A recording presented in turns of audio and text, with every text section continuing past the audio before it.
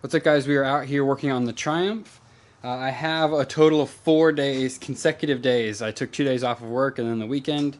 The idea here is to try and finish the bike. So let's see what we can do.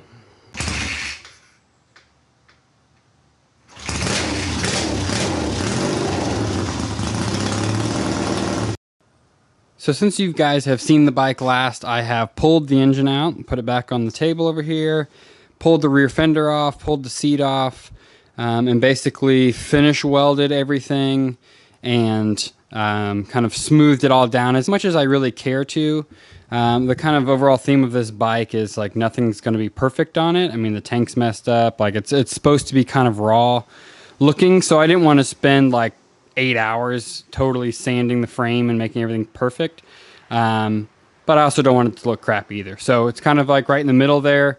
Basically wanted to match like the factory style welds, which like aren't even that great. So that worked out perfect. That my welds didn't need to be perfect. So, yeah, the name of the game right now is going to be clean everything up a little bit more, tape off kind of the front half of the bike, pull off the rear tire, basically get it to where we can totally prime the whole frame. This is what I'm going to use. I have some self-etching primer, and then what I'm actually going to paint the frame with is going to be this VHT roll bar and chassis paint.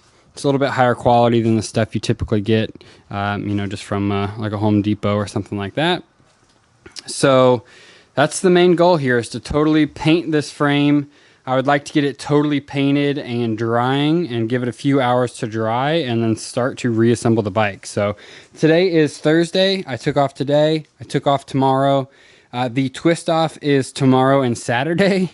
The odds of me getting to that are a little bit slim, but we're going to go kind of ham on this thing and see how far we can get. So here's what we're working with. Again, I could have disassembled the whole front end, but it just has brand new bearings and everything, and I really don't think it's worth the hassle, because I really just am touching up, kind of fading in the paint from here, and then most of the work is obviously in this back section here. I did make one kind of mistake when I mounted my chain tensioner, and it has a bolt that you can pull through and actually pull the whole assembly off and just leave the two mounting tabs. But the way I had to mount it on this bike, the frame rail is in the way, so the bolt can't get out. So kind of have to just tape around it, and it'll have to kind of do that way. But it'll be fine. So got everything else kind of taped off. What I'm going to do now is clean everything off. I have like wax and grease remover, and I'm doing a really good job of cleaning all the dirt and grime off. Then I'm going to scuff up the bare metal. I'm not sure what grit sandpaper I'm going to use. I have to see what I have. Basically, we just want it to be nice and roughed up so that the primer has something to stick to. It's already a self-etching primer, so it should do a pretty good job anyway, but I really don't want this stuff to chip off down the road. So we are going to, like I said, give it a good, nice, clean, and then scuff up the bare metal, and we can get to priming. First coat of etching primer is on. Looking pretty good. So doing like a relatively light layer. I mean, I still got almost full coverage out of it, but I'm gonna let this dry for about 10 or 15 minutes and then do another coat. Then we'll let that dry for about 30 minutes or so before we do our first coat of our actual color, which of course will be black. I'm going to end up doing probably 3 coats of black, I would think. I'm going to see how much I can get out of my can and see if I need to go pick up some more paint. I do have 2 cans of it, so I'm thinking that'll be enough, but we'll kind of have to play it by ear and see. But so far it's looking pretty good. So yep, we'll let this kind of dry for a little bit longer and then get to work on the next coat of primer. We have our 3 coats of etching primer done. No runs or anything, all looks really good. So I reread the label before I did my next coat, and you actually only need 2 to 4 minutes in between coats for this. So 2 to 4 minutes in between coats, and now it says 30 minutes before I do my actual top color coat. So again, I'm going to be using this VHT chassis and roll bar paint. It's supposed to be, like I said, a lot stronger, a lot more durable than just a typical black spray paint. So that's what we're going to go with. That is says 2 light coats and then 1 medium coat with 10 minutes in between, and then it can be handled within 3 hours. So it's about 12 o'clock now, so I'm going to give it 30 minutes and then add my couple of coats of that. Then we'll have a couple hours to kill, probably do some work on the Camaro or something in the meantime. Then it'll be ready to handle, which means we're going to start kind of final assembly. So I'll bring you guys back when I'm about to do my first coat of black. First light coat of black is on. You can still see a little bit of that kind of grayish green primer coming through. I really wanted to take it light. The key to a lot of these paint jobs coming out well is, again, light coats. 'Cause if you go super heavy, it's going to get, odds are it's going to get runs in it. And then those are terrible, and you basically have to wet sand them out. So the idea here is 2 nice light coats, get full color coverage and everything. And the last one is going to be a pretty heavier, but still, you know, relatively light in the spectrum of things, medium coat. So it's coming out really, really good. So I'm definitely happy with it so far. So we have a 10-minute dry time on this coat, and then the next light coat, another 10 minutes, then the final coat, which will give a minimum of 3 hours before we start to mess with it. So, yep, I'll bring you back after the second coat. Second coat of black is on, and it's pretty much full coverage now. Really shouldn't be able to see any green. Oh, a little bit light right here I can see, just while I'm looking at it.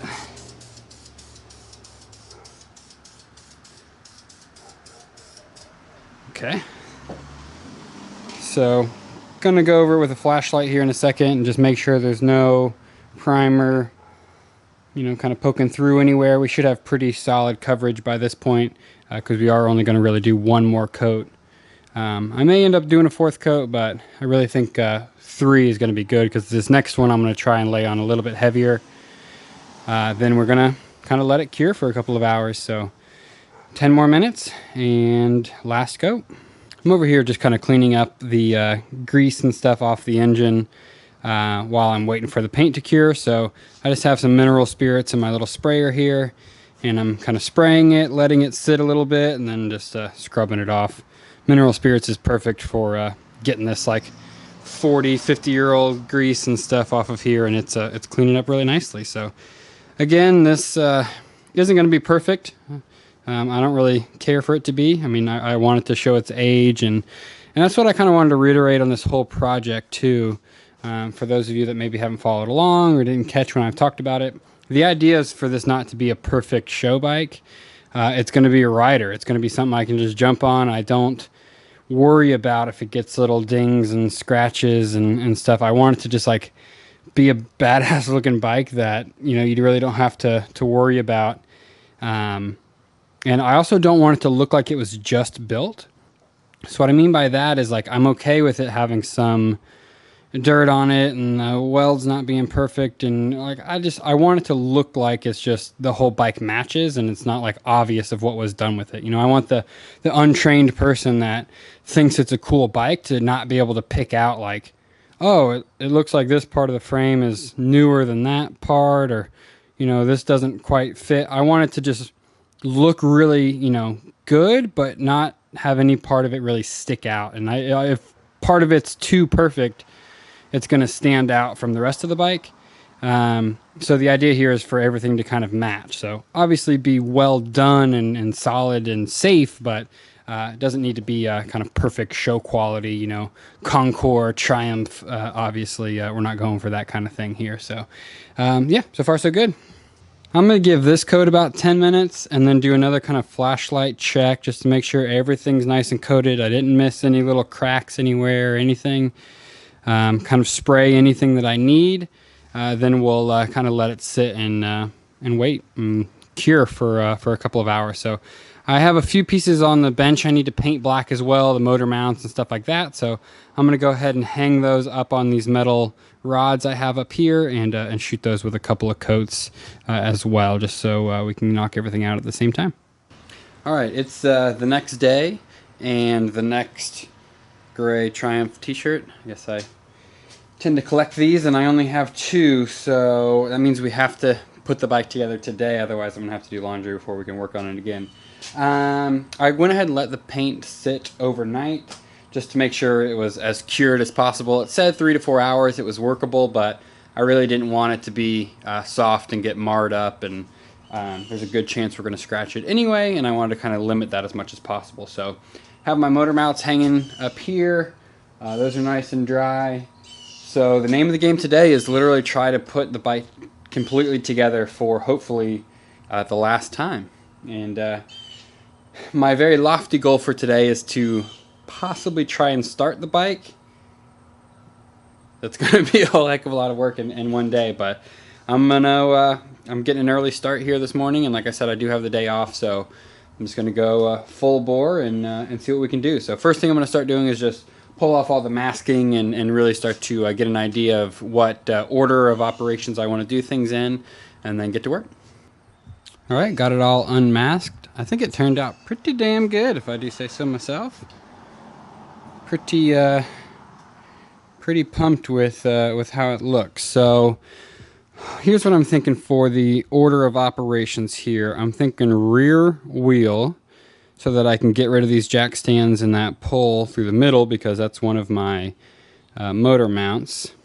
So rear wheel, then engine, then I can do chain, brakes, rear fender, all that kind of stuff afterwards. So start with the wheel, then we're going to go to the engine, which is going to be definitely the most difficult, just because it's kind of hard to get it in here with one person anyway, and also I don't want to mess it up. So I'm probably going to put a layer of tape on the frame. I'm assuming it's been probably 12-ish hours, maybe actually probably more than that, like 18 hours since it's been painted. So I'm hoping if I just put the tape on there and the tape's only on there for like 30 minutes that it doesn't take any paint with it. I may kind of test a little section and make sure when I peel the tape off that it doesn't take any paint with it, because that would obviously really suck at this point. But I would rather have a little bit of protection from scratching the frame if possible. So yep, I'm gonna go ahead and throw the rear wheel on, and then we will start to wrestle with that engine.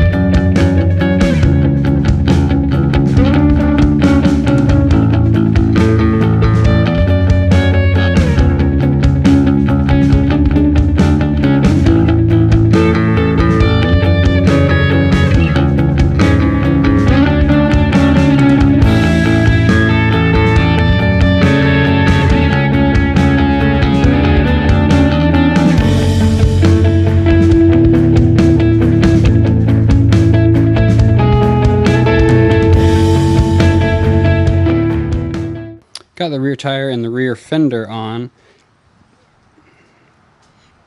Looking good so far. I also have my patent pending classic Octane frame protecting towels, not to be confused with dirty microfiber towels and tape, to protect the frame.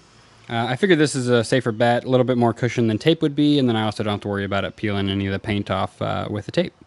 So I did not do a great job at remembering which side these spacers go on. So there's like a big spacer and a small spacer for the bottom mount. And there's also some spacers for this top mount. So I'm going to have to kind of put the engine in there and then try and remember while wrestling around with it exactly which way they go. So might be a little trial and error. If I remember correctly, when I put this engine in a couple of weeks ago, it was kind of a pain to get that bottom bolt across, and that was without the spacers. So This may be kind of fiddly, but as long as I don't really scratch the frame up, then yeah, we'll be just fine. So I am going to go ahead and throw a time lapse up and grab that engine and wrestle it on over here, and we'll see what we can do.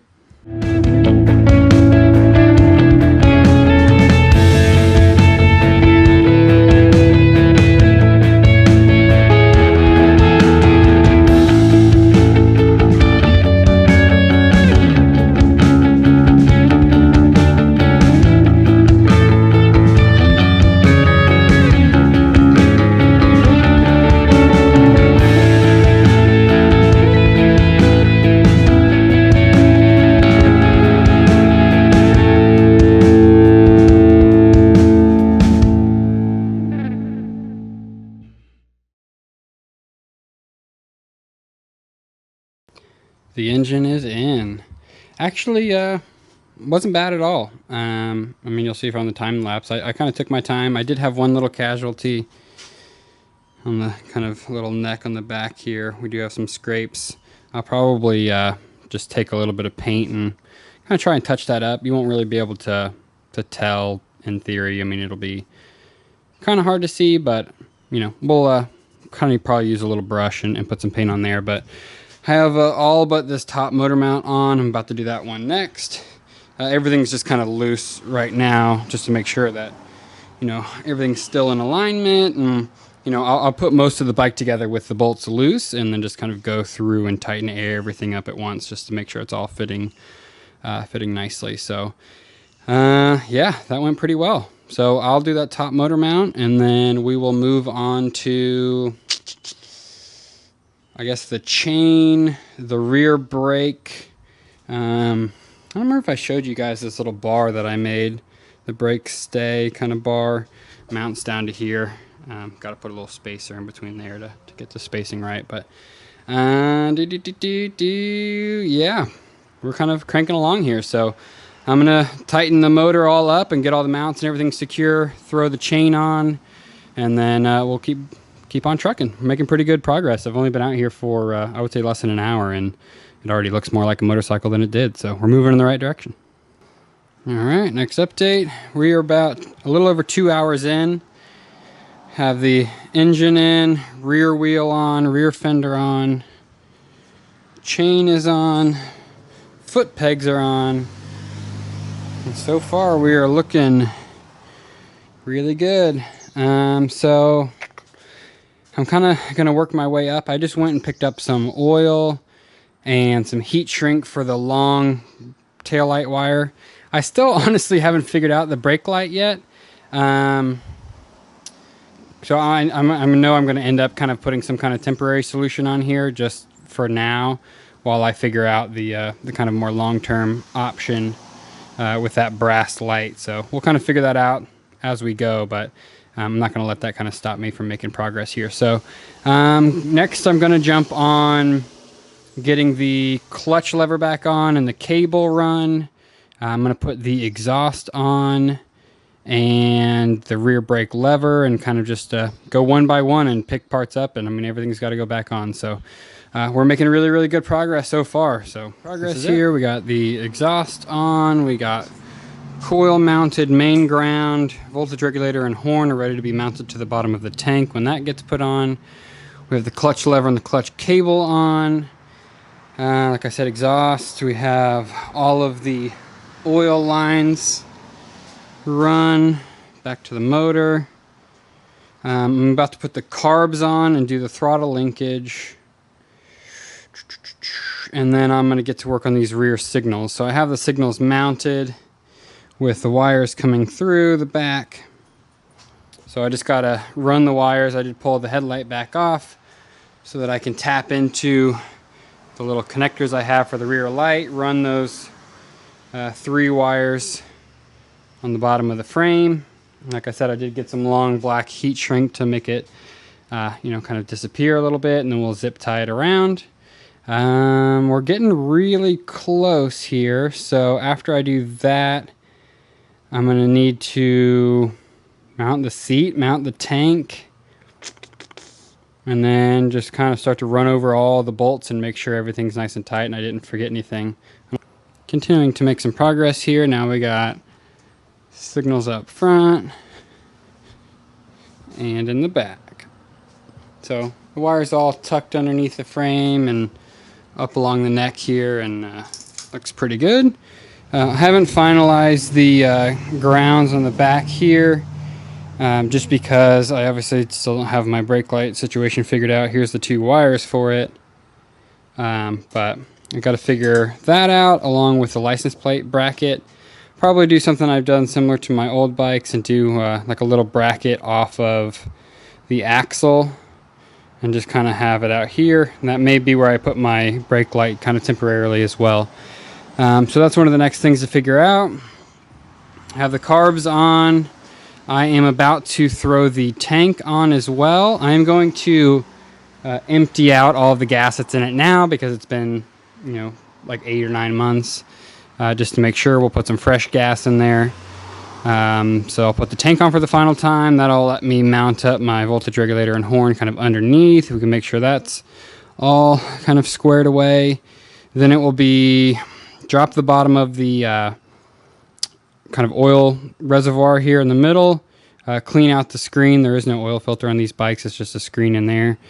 Put that back on, fill the bike full of oil, and then I think that's about it.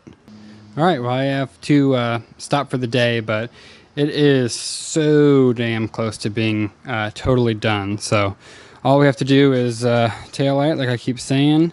Kind of figure that thing out first thing in the morning, some kind of temporary situation. Then I need to put oil in it, gas in the tank because I emptied out the old gas. All right, it's next morning. We have basically 2 things I need to do on the bike before we can take it off the table and try and start it.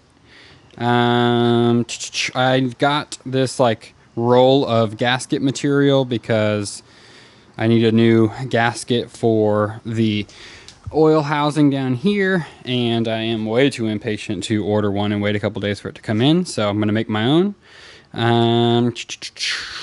Then I need to put the filters on. I have these like big, ugly, kind of cheap aftermarket looking filters that came on the bike. I do not at all intend on running those, but I just measured. They're 47 millimeters, so I got to look online and see if I can't find some kind of cool air filters to go on there. I'd love to get some kind of little brass metal filter or something. I don't know. We'll figure something out. If I can't find cool looking ones, I'll just get some black ones that kind of disappear. But yeah, the name of the game now is pull the bolts off the bottom of the filter, clean all that out, cut myself a new gasket for it, put it on, and then fill the motor with oil. Just to let you guys know what I'm working with here. This is what the oil filter assembly looks like on a Triumph. So this sits on top of that plate and slides up in the bottom of this tube in the middle of the bike. This is an oil in frame, meaning this main tube right here holds all the oil for the bike. It's kind of a dry sump system. So there is no paper filter. There's no replaceable filter on a Triumph. There's literally just this mesh screen, and there is a gasket on top of that. Then this is where the oil actually is sumped out of from the bottom through this little passage, and that's a drain right there. Another gasket on here. So these are the gaskets that are identical that we are going to be matching with our new gasket material. So I'm going to try and get that off in one solid piece so I can use it as a template, and then we'll cut 2 of these out. I already cleaned them off. I'm going to look into, they make a kit that replaces this bottom piece and lets you use like a paper style oil filter, which is obviously way more effective at cleaning oil than just a metal kind of mesh screen. So I may look into replacing that at some point, just as I put some miles on the bike and stuff. It'll be, I mean, it's made it, 50 years or 45 years or however long it's been with this setup. So I think it'll be fine. But it's one of those things that if you can upgrade to modern technology and make the bike better, it's never a bad idea. So I'm going to go ahead and get to cutting these gaskets out, and then we will move on. So I'm working on just the last few kind of finishing touches here, and I put on this brass kind of kick pedal, and I like the way the pedal looks, but I never really noticed how far this thing sticks out off the side of the bike. And having that big brass thing on there makes it stick out way too far. So I'm actually going to swap it out for this one. Let me show you kind of what this one will look like. So it'll fit on there and flip in and be much closer to the engine. Unfortunately, I won't be able to run the brass pedal on it because the way the pedal attaches, this one's designed to have like a rubber boot slid over it. So we won't be able to have that accent, but I think having it not stick out a mile off the side of the bike is worth having it kind of just go to this. So I'm going to clean this one up a little bit, just on the wire wheel, throw a rubber boot on it, and then swap them out. Well, she's down off the table for the final time.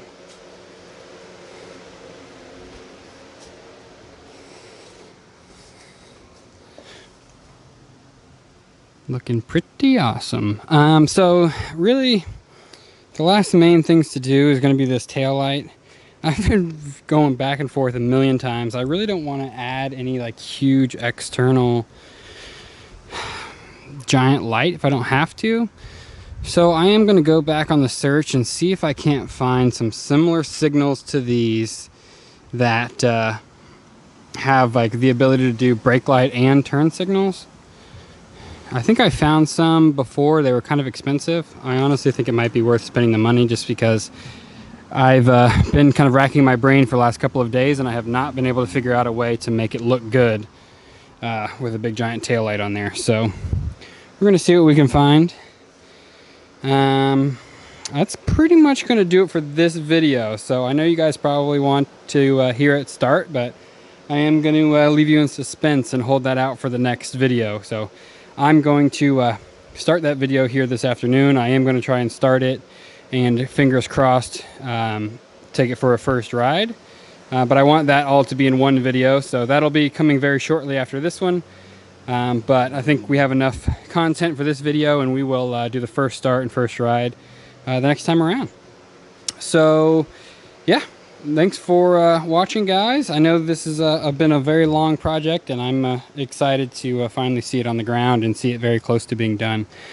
And probably only one video left on the build, and then we'll be out enjoying it. So make sure to like, subscribe if you haven't already, and we'll see you guys soon.